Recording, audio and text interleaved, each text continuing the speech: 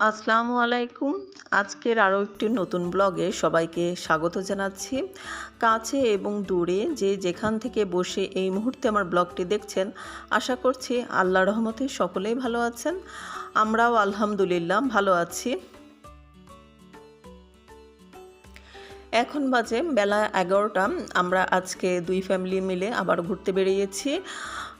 তো ঘোরার জন্য ২টা ট্রলার আমরা ভাড়া করেছি। আজকে যাব রেমাক্রি, তারপর ওখান থেকে যাব একটি দাওয়াতে। এখানে যে উপজাতি সম্প্রদায় আছে, তো সেই উপজাতি সম্প্রদায়ের চেয়ারম্যান সাহেব উনি আমাদের দাওয়াত করেছেন, তো ওনার বাসায় যাব। প্রথমে বাচ্চারা উঠছে, তারপরে আমরা বড়রা উঠবো। ওরা দেখা যাচ্ছে যেখানে যায় ৩ ভাই একই সাথে যায়। তো ওদেরকে এক ট্রলারে দিচ্ছি, আর ওদের সাথে হয়তো বাবা কিংবা খালু যে কোনো একজন বসবেন। তো আমার কাছে মনে হচ্ছে ওরা ৩ ভাই কে কোথায় বসবে হয়তোবা ডিসিশন নিতে পারছে না। তো চুপচাপ দাঁড়িয়ে চিন্তা ভাবনা করছে যে কে কোথায় বসবে।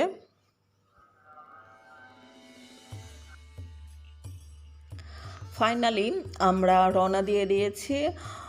তো দেখতে পাচ্ছি যে দুপাশে উঁচু উঁচু পাহাড় আর মাঝখান দিয়ে নদী। তো ট্রলার চলে যাচ্ছে, আর এই পানির স্রোতগুলো দেখতে না ভীষণ ভালো লাগছিল। আরেকটি কথা আমি বলতে ভুলে গিয়েছি নদীর নাম। এই নদীর নাম হচ্ছে সাঙ্গু নদী। আর আমাদের যে ট্রলারের চালাচ্ছিল যে ভাইটি, ছোট্ট মানুষ অবশ্য, তো তাকেও একটু দেখিয়ে দিলাম। ওরা কিন্তু চমৎকার বাংলা বলতে পারে, তবে ওরা যখন নিজেদের মধ্যে কথা বলে আমি কিছুই বুঝতে পারি না। আমি না, আমরা কেউই বুঝতে পারি না। ওদের সব শব্দগুলোই আমার কাছে একই রকম লাগে। তো এই যে আমাদের ট্রলার ছুটে চলেছে।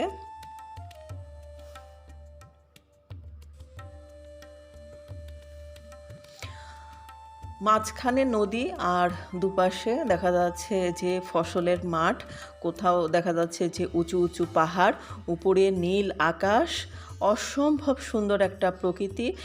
আর দেখা যাচ্ছে যে এখানে আসার পর আমরা কথা বলছি না, মানে চারপাশের প্রকৃতি দেখতেই আমাদের ভীষণ ভালো লাগছিল।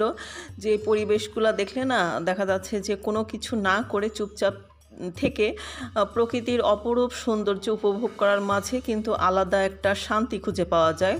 তো এখানে আসার পরে মনে হচ্ছিল যে এখানে থেকে গেলে হয়তো খুব ভালো লাগবে আমাদের।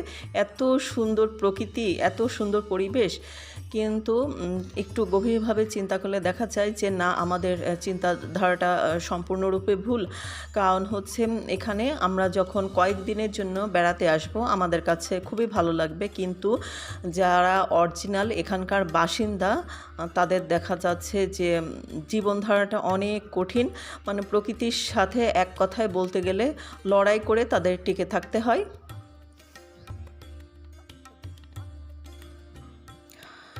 অনেক ট্রাভেল ব্লগ দেখি আমি যে ভাইয়া এবং আপুরা সব কিছু খুব সুন্দর করে বর্ণনা করেন। আমি কেন জানি পারি না ওইভাবে সব কিছু গুছিয়ে বলতে। যতটুকু পারি ততটুকু আপনাদের সাথে শেয়ার করি। সবাই যে সব কিছু পারবে আসলে এমনটা না। কিছু কিছু মানুষ আছে আমার মতো একটু কম পারবে।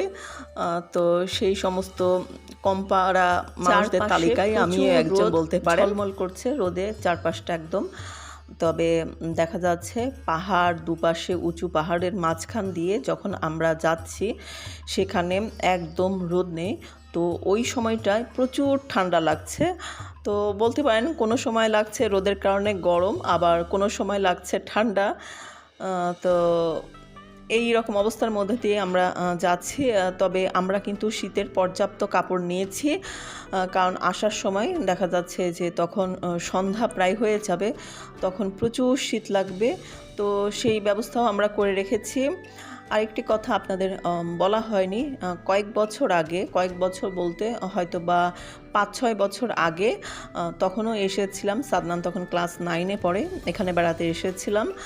তো ওই সময়টা আসলে তো আমি ব্লগ করতাম না, তো ওই সময়কার কোনো ভিডিওই আমার করা হয়নি। তো এখন করছি, এখন আপনারা দেখে নিন। চারপাশে এই যে দেখতে পেলাম সুন্দর সুন্দর ঘরবাড়িও আছে। তো দেখেই বুঝতে পারছেন যে ওনারা আসলে কত কষ্ট করে এখানে প্রকৃতির সাথে লড়াই করে থাকেন। আমাদের অবশ্য দেখতে ভালোই লাগে, মনে হয় যে না এখানে কত শান্তি, অথচ তারাই বুঝতে পারবেন যে কত কষ্টে আছেন। আর এখানকার সবচাইতে বড় কষ্ট সেটা হচ্ছে খাবার পানির তীব্র অভাব। এই সমস্ত নদীতে যারা নৌকা চালায় তারা অনেক এক্সপার্ট হতে হয়, কারণ এটা হচ্ছে পাথুরে নদী। দেখতে পাচ্ছেন দুই পাশে অনেক পাথর, আর মাঝখানেও যেদিক দিয়ে নৌকা চলে যাচ্ছে নিচেও কিন্তু পাথর আছে। মাঝে মাঝে ওই পাথরের সাথে নৌকার সংঘর্ষ হচ্ছে, তখন কিন্তু নৌকাটা কেঁপে কেঁপে উঠছে। আর আমাদের দুই নৌকার মানুষজনকে, যে ছেলে দুইটাই বলবো, যেহেতু ওরা অনেক ছোট, তো আমাদের খুব সাবধানে বসিয়েছে একদম মিডিল পয়েন্ট করে, মানে একদম সমান্তরালভাবে 1 ইঞ্চিও মানে একজন আরেকজনের মানে ক্রস করবে না, তো সেফটির জন্য। এখন আমরা ট্রলার থামিয়ে একটি বাজারে নেমে পড়েছি, আর বাজারের নামটা আমি একটু আপনাদের পরে বলছি। তো নেমে পড়লাম, আর এখানে ছোট ছোট কিছু দোকানপাট আছে।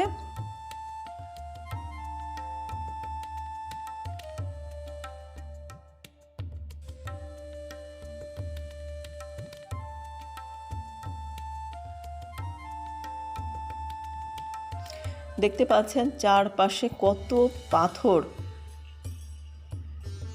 এই এক একটা পাথর এগুলোও এক ধরনের সৌন্দর্য বলতে পারেন। এই যে ছোট বড় বিভিন্ন রকম পাথর আছে।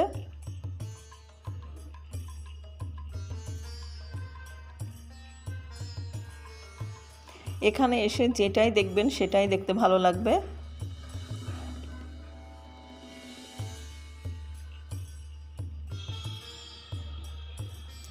এই যে ছোট ছোট অনেকগুলো দোকানপাট আছে এখানে।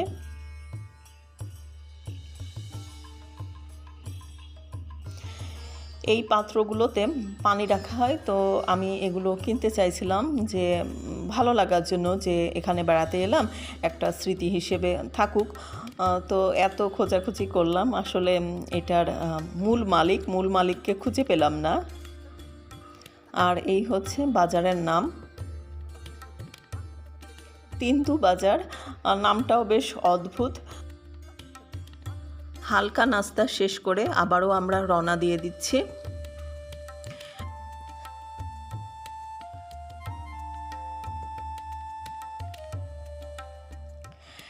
এখন আমি আপনাদের সাথে একজন ফলপ্রেমিক মানুষের পরিচয় করিয়ে দিচ্ছি।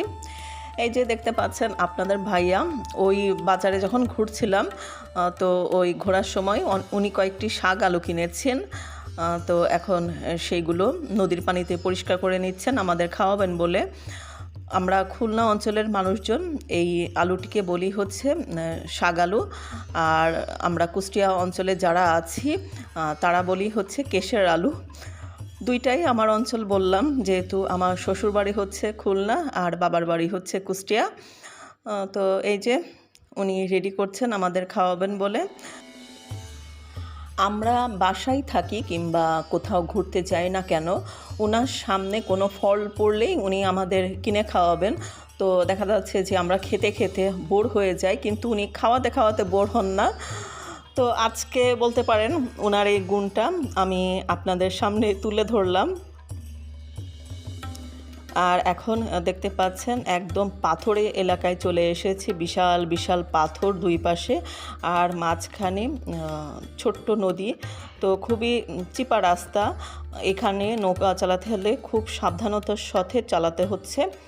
তো ওরা যেহেতু এক্সপার্ট, আর এই সমস্ত জায়গায় ওরা সব সময় চলাফেরা করে, তো ওরা চালাতে চালাতে একদম এক্সপার্ট হয়ে গেছে। তো আমরা যারা নতুন নতুন আসি আমরা কিন্তু ভয় পাই। তো এই তো চলছে, দেখতে পাচ্ছেন ট্রলারের একদম পাশ দিয়ে বড় বড় পাথর, আর আশপাশ দিয়ে আমরা নৌকা যাচ্ছি, সামনে দিয়ে নৌকা আসছে। তো দেখা যাচ্ছে পারাপারের সময় খুব সাবধানতার সাথে ওরা পার করে দিচ্ছে, কেউ আগে কেউ পিছিয়ে, এভাবে থেকে ওরা সাবধানতার সাথে আমাদের পার করে দিচ্ছে। এই যে দেখতে পাচ্ছেন সামনে একটি ট্রলার আসছে।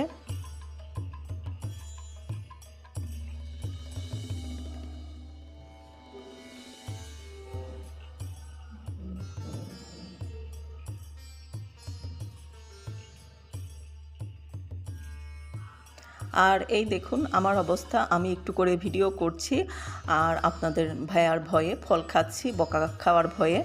তো এইভাবে আমার সময় কেটে যাচ্ছে। চারপাশে দেখুন কি বিশাল বিশাল পাথর।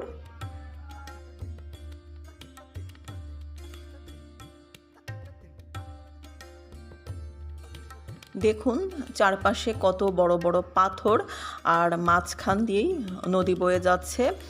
তো এখান দিয়ে আমাদের সহ ট্রলার চালিয়ে নিয়ে যাওয়া বেশ ঝুঁকিপূর্ণ। তো মাঝি যারা আছে তারা তো সাধারণত রেগুলার যাতায়াত করে, ওরা ভয় পায় না। তো আমাদের সেফটির জন্যই বলল যে আপনারা একটু হেঁটে সামনের দিকে এগিয়ে যান, আমি ওইখান থেকে আপনাদের তুলে নিব।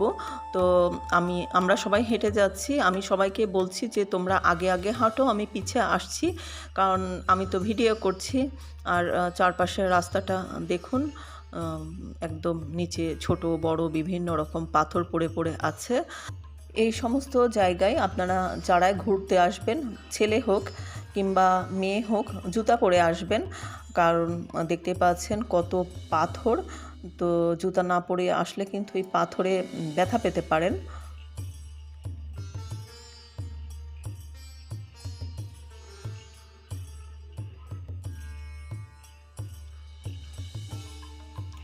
সামনে আরও কিছু দোকানপাট পেলাম, তো ভাবলাম যে একটু চা খেয়ে নিই, বাচ্চারা যেটা পছন্দ করবে সেটাই ওরা খাবে।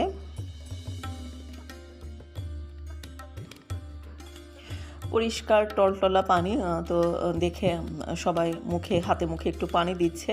বাচ্চাদেরকেও আমরা বলছি একটু তোমরা চোখে মুখে পানি দাও, ভালো লাগবে ঠান্ডা পানি। তো দেখা যাচ্ছে যে ওরা ওদের মতো গল্প করে বেড়াচ্ছে।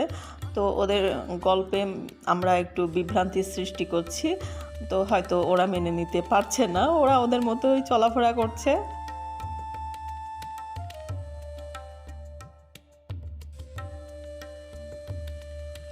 আমরা চেয়ারম্যান সাহেবের বাসার কাছাকাছি চলে এসেছি। আর আমাদের ট্রলারের দুই মাঝিও আমাদের সাথে দাওয়াত খেতে যাচ্ছে। এই যে এই সিঁড়ি বেয়ে আমরা উপরে উঠে চলে এসেছি। আর জায়গাটা বেশ উপরে, চারপাশের ভিউ হচ্ছে এটা হচ্ছে ওদের একটা পাড়া। তো আমরা এখন ওদের ঘরে যাব।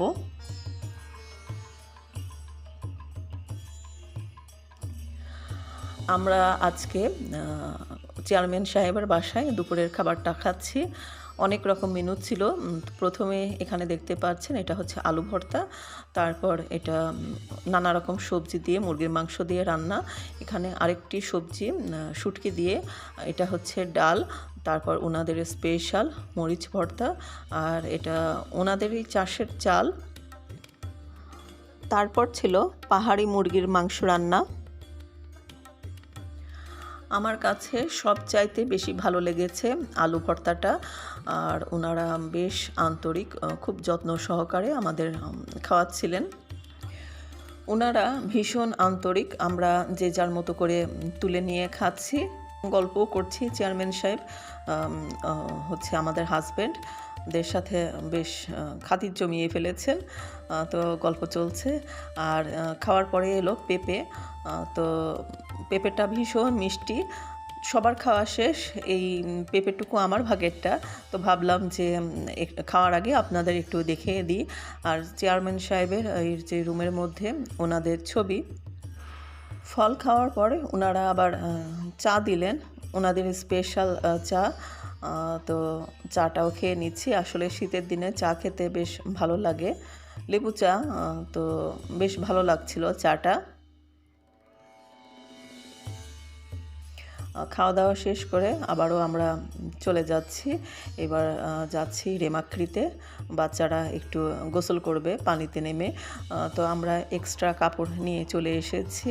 আমরা কিন্তু আমাদের গন্তব্য চলে এসেছি। এই জায়গাটিকে বলে হচ্ছে রেমাক্রি।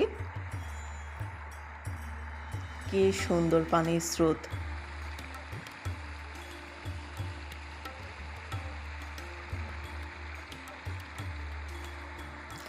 পাথরগুলো জায়গায় জায়গায় আবার পিছলা হয়েও আছে। তো একটু সাবধানে আমাদের পা ফেলতে হচ্ছে। এখানে দেখা যাচ্ছে কেউ এসে গোসলও করছেন, তো আমি আমাদের মতো করে ভিডিও করে নিচ্ছি। এদিকে দেখতে পাচ্ছেন সুমিকে, ওর বাচ্চারা ছোটোটা না বড়োটা কে জানি জুতায় কাদা মাখিয়ে ফেলেছে। ওই যে জায়গাটুকুতে আমরা হাঁটছিলাম, তো দেখা যাচ্ছে এক জুতা বাবা পরিষ্কার করছে, এক জুতা দেখা যাচ্ছে মা পরিষ্কার করছে। তো এইভাবে আমাদের সময় কেটে যাচ্ছে। আর এই দেখুন সাইম হয়তোবা পড়ে যাবে এই ভয়ে হামাগুড়ি দিচ্ছে।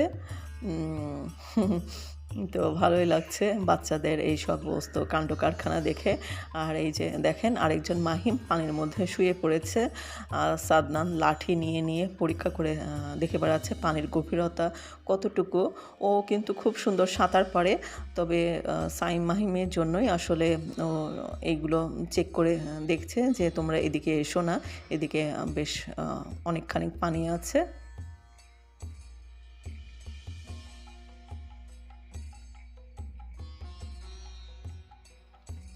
এবার ওরা 3 ভাই উঠে চলে গিয়েছে, কি করছে না করছে ওরাই জানে।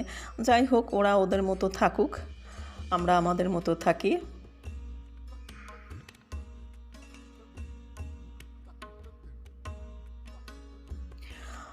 গোসল পর্ব শেষ, আমরা রওনা দিয়ে দিয়েছি। তো এখন বিকেলবেলা হয়ে গেছে, একদম সূর্যের আলো নেই, তো বেশ ঠান্ডা। তো বাচ্চাদের সব শীতের কাপড় পরিয়ে দিয়েছি, মাফলারও দিয়ে দিয়েছি, অনেক শীত। আর যখন ওই দুই পাশের পাহাড়ের মাঝখান দিয়ে যাব আরও শীত। তো বাচ্চারা মাফলার পরতে চাইছিল না, ওদের কাছে মাফলারটা পরলে কি যেন একটু অদ্ভুত দেখা যাবে, সেই জন্য তো আমাদের কথা রাখতে পড়েছে। আর এই যে শরীর গরম করার জন্য চা খাওয়াই নিচ্ছি বাচ্চাদের। তো এই ছিল আমার আজকের ভিডিও। আমার পরবর্তী ভিডিও দেখার আমন্ত্রণ জানিয়ে আজ এখানেই বিদায় নিয়ে নিচ্ছি। আসসালামু আলাইকুম।